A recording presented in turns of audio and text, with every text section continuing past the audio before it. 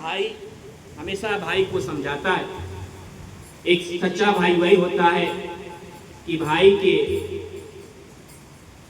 जब दुराचार रास्ते पे चले तो उसको सही रास्ता बताए, बिना डर किए, बिना भय खाए।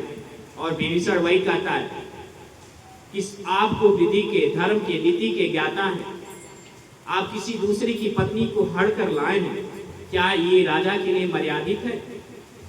आप खुद इस पे सोचिए, दूसरे से क्या पूछते हैं? जो धर्म का पाठ दूसरे को पढ़ाते हैं, अपने आप को विद्वान कहते हैं और राय हम समान जनता से पूछते हैं।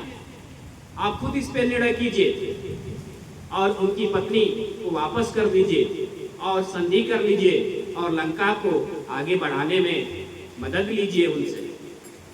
तो जो अहंकारी होता है, जिसके पास बाहुबल होता है, जिसको अपने ज्ञान का घमंड होता है, जो पराक्रमी होता है, जो विश्व के अधिकांश लोगों को जीत चुका हो, वह किसी के सामने झुकना पसंद नहीं करता है। रावण कहता है क्या कि दुश्मन के आगे सर झुकाएं ये रावण का दस्तूर नहीं, मर जाना है मंजूर मगर सीता देना मंजूर नहीं।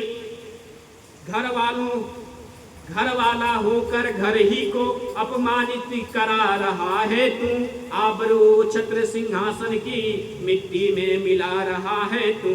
हे कुलद्रोही कायर कुबुद्धि ओझल हो मेरी आंखों से, उनको ही नीति सुनाओ अपनी, जा मिल जा तपसी बच्चों से।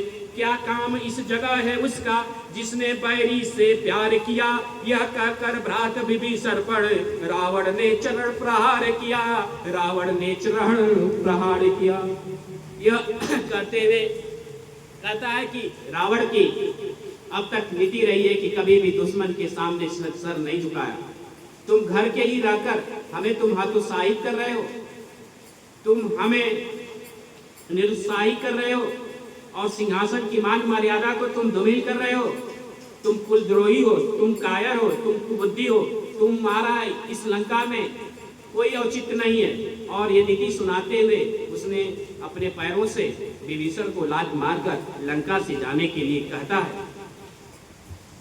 तो विभीषण कहते हैं कि अपराध क्षमा करना उसके जो होकर आज कठोर चला, लंका हो तुम्हें मुबारक मैं श्री राम के चरणों की ओर चला।